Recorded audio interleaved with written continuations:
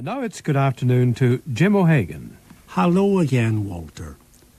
About a year or so ago, I sketched for your listeners the life of a famous Ulster doctor and his impact on the Belfast medical scene of his day. That was Sir William Whitla. Today I will be relating the story of Dr. James MacDonald, born a century or so earlier, who has become known down the years as the father of Belfast medicine. In the story I will, too, mention aspects of the life of a musical collaborator of his, Edward Bunting. James MacDonald was born on the 14th of April 1763, near Cushendall, County Antrim. His father was Michael Rowe MacDonald, who was directly descended from a brother of Sorley Boy.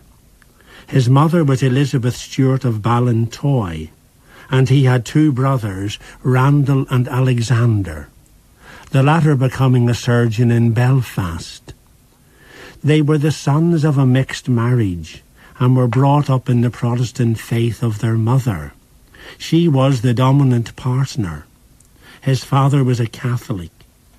Their house on the Cushendall Red Bay Road was called Vollisca.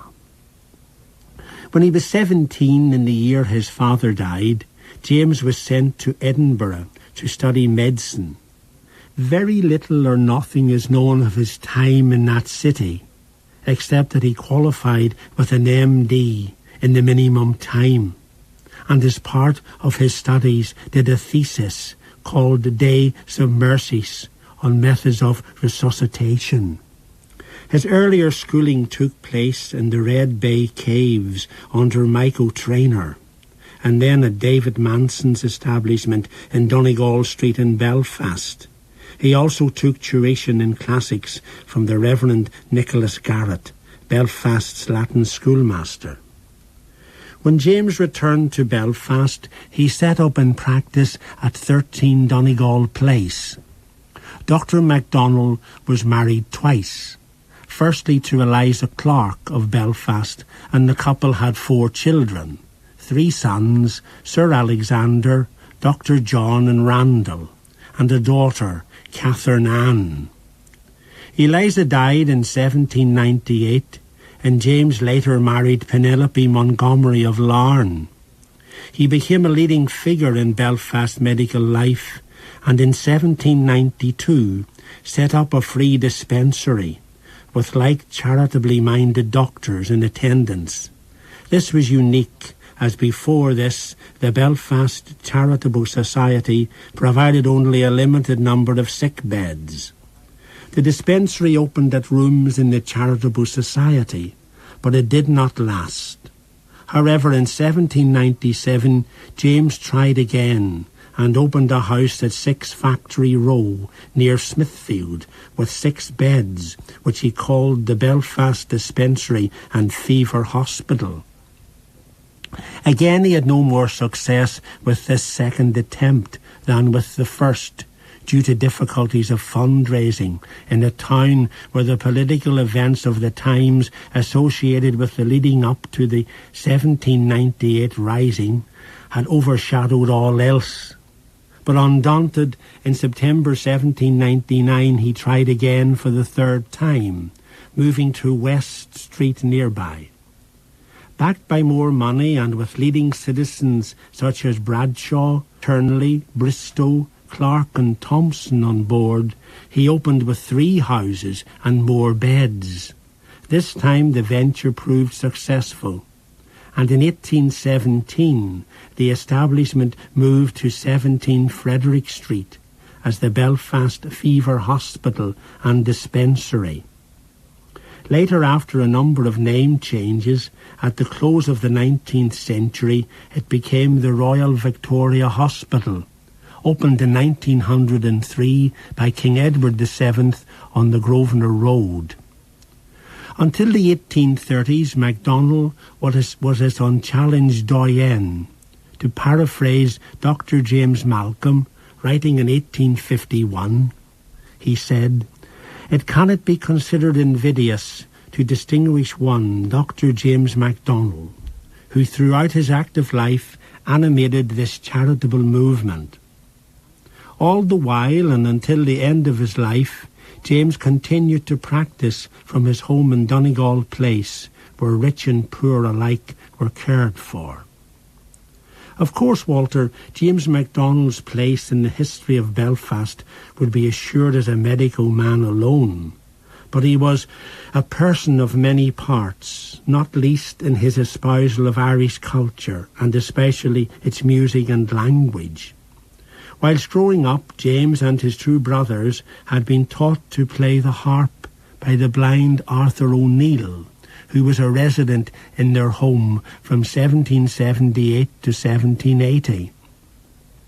In 1792, James was one of the main organisers of a national harp festival in Belfast, and like a number of prominent citizens was a subscriber to the event, which attracted 10 players, many of whom were blind, and which was staged over 4 days in July of that year. The festival was held in the Belfast Exchange Rooms at the Four Corners at the bottom of today's North Street, and was an attempt to revive the art of harp playing and to claim for posterity, by the taking down of the music, many of the ancient airs of the country.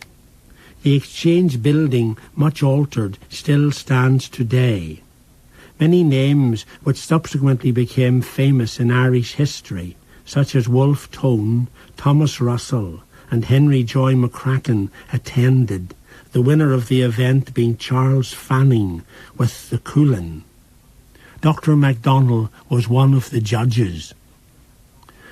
At this point, Walter, I'd like to relate something of the life of Edward Bunting, born in Armagh in February 1773. He came to Belfast in 1784 at the age of 11 as assistant organist to William Ware in St Anne's Church, Donegal Street, the forerunner of the cathedral more than a century later. From then on, he lodged in the McCracken household and became successively organist at the Second Presbyterian Church in Rosemary Street and the new St George's in 1816, before moving to Dublin in 1819 and getting married there. At the time of the Harp Festival, or meeting as many called it, Bunting was commissioned to be the copyist of the airs which I have already spoken about. He became extremely interested and absorbed in this work and went off around the country, on and off for many years, collecting more old Irish music and publishing it with transcriptions in 3 volumes in 1796, 1809 and 1840 respectively. Mary Ann McCracken, sister of Henry Joy, helped him financially to carry out a good part of the early work in this field, whilst an Irish teacher, Patrick Lynch from Loughin Island, County Down, travelled to Connaught for him and took down tunes from there. Some commentators on those times criticised Bunting for not giving the McCrackens due credit for their efforts in helping him. After he went to Dublin, he became an organist at a church there.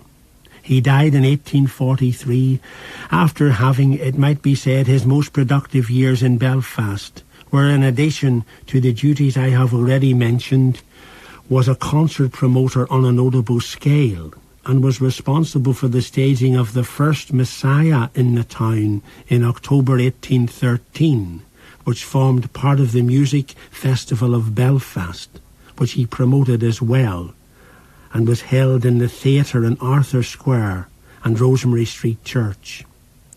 Madame Catalani, the renowned early 19th century opera singer, also performed in Belfast at Bunting's behest in September 1807. Walter, the interest in national airs so prevalent in Belfast in the last decade of the 18th century was no doubt linked to the resurgence of political radicalism, and in this too James MacDonald was very much to the fore.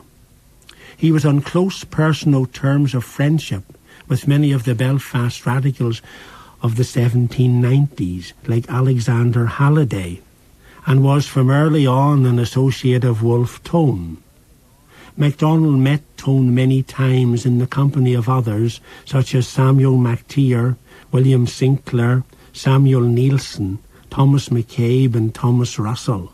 Indeed, Tone stayed with MacDonald in October 1791, whilst the Belfast Society of United Irishmen was being formed, which in 1798 rose in an attempt to sever by physical force the connection between Ireland and England. Tone was to nickname MacDonald the Hypocrite, derived from the famous Greek physician Hippocrates. Tone applied nicknames to those of his innermost circle. So from this it may be inferred that he felt MacDonald to be at one with him politically. MacDonald was also on extremely friendly terms with Thomas Russell, the famous man from God knows where. Russell was very active as a Republican and lived in MacDonald's house for more than a year. MacDonald was influential in Russell being appointed librarian to what is now called the Linen Hall Library at a salary of £50 per year. Whilst imprisoned in Fort George in Scotland in 1796, Russell wrote to MacDonald regularly. Although MacDonald believed in the ideal of Irish nationhood and civil and religious liberty for everyone, and this included Catholic emancipation, he was opposed to the use of physical force, and thus would have distanced himself from many United men at the time. He was also opposed to the taking of the oath, which bound the members, and which became, as he later remarked, and I quote, their bond of union. One interesting sidelight, Walter. After Henry Joy McCracken was hanged in High Street for his part in the Rising, he was not decapitated. His sister Mary Ann, it seems, had bribed one of the soldiers involved to avoid doing this, in the hope that he could have been resuscitated. Mary Ann sent for MacDonald, as he was, as I have already inferred, an expert in resuscitation. But he didn't attend Henry at the last. Rather, he sent his brother Alexander, but by then it was too late. Why James MacDonald never came has always remained a mystery. Later in 1803, he incurred the odium of many of his former political friends when he subscribed £50 towards the 1500, which was on Russell's head for his capture. Russell was on the run at the time. MacDonald also signed the public petition against his old friend as well. The question has subsequently been asked why he did these things. Some answer that MacDonald thought Russell out of the country and so could not be captured. Others state that he wanted to show his loyalty to the Crown and his disapproval of the 1803 Rising in which Russell was involved. Others said he was forced. We do have him on record, according to Cathal O'Byrne, as saying that I had not done it an hour until I wished of all things it was undone. MacDonald lost many of his friends over this. He was called a contemptible, cold-blooded Judas by one lady, the well-known Mrs. MacTeer. Russell was caught and later hanged at Downpatrick. Mrs. MacTeer was to write a bitter little parody on MacDonald, part of which goes, "Stop, passenger, while attend, if business will allow. Here lives a man who sold his friend and lately lost a cow." Despite this abuse, Walter, the matter over Thomas Russell did MacDonald no lasting harm, as those who advocated physical force were a relatively small minority. As I've said, he showed his patriotism through love for Ireland and her people, her language and music, and the encouraging of good works and philanthropy, and was thought well off for it. In time, the McCrackens and others, like John Templeton, resumed friendship with him. He was highly influential in the setting up of the Belfast Harp Society School in Crummack Street and the Belfast Gaelic Society. Both institutions declined in his middle life, much to his disappointments. However, he had other things to be going on with. Such a polymath was he that incredibly he found time to be involved with and had time for bodies such as the Belfast Literary Society, the Linen Hall Library, and the Belfast Natural History and Philosophical Society, as well as attending to the full his medical duties and the Fever Hospital. Dr. MacDonald was strongly connected to Belfast Inst from its founding in the second decade of the 19th century. This connection was to last for the rest of his life. During the intervening years, various attempts were made to set up a medical faculty to train prospective doctors in Inst, with links to MacDonald's Belfast Hospital, the first in 1815. Finally, in 1835, the faculty was set up to the satisfaction of both the college and the hospital, MacDonald being a prime mover, after many years of wrangling between Inst and the hospital as to which body should have overall control. So we can see from this, Walter, his title, the Father of Belfast Medicine. He was for many years, too, one of the best-known citizens of the town by sight, and in appearance was seemingly tall, with a large forehead, an aquiline nose. He was, it seems, a man of great energy, as can already be seen from his many and varied interests. His son John recalled his father's trips on horseback to Cushendall and back to visit his mother, and Donnell was within 24 hours. Dr. MacDonald's impeccable manners, modesty and altruistic philanthropy were observed by very many people. MacDonald found time to do research despite his busy life. His work on the differential pulse, which attempted to explain differences in pulse rates with posture both in healthy and diseased persons. To aid this research, he once descended 26 feet in a diving bell and made thousands of observations on pulses at rest and in exercise at different times. In this field, many of the results of his findings were original. His death occurred at his home in Donegal Place in April 1845 at the age of 82. His subsequent funeral to laid in Cushendall, where he is buried, was very large and representative of the whole community. Dr. MacDonald, in his later years, became a supporter of the Union. On his death, a large collection of his extensive library of books was bequeathed to Inst. Politically, MacDonald remains an enigma. Some have suggested that in reality he was perhaps always pro-Union, but a man who believed in the Irish being allowed full expression in their language and music, and one who showed his own Irishness by passionate interests in these aspects of nationality all his life. As against this, his closeness to Wolfe Tone and the other United Irishmen might suggest otherwise, and point to him being a separatist in his early life. His conduct over Russell remains puzzling. Certainly in later life he moved a vote of thanks to King William IV in bestowing the title royal on Inst in 1831. Of his humanitarian zeal to his fellow citizens of Belfast, however, there is no doubt, and it is for this that perhaps we should remember him most. His name rightly remains a prided one to the MacDonald clan.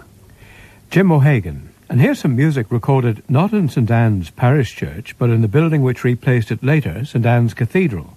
Ian Barber, the organ playing Herbert Howell's Master Tellus's Testament.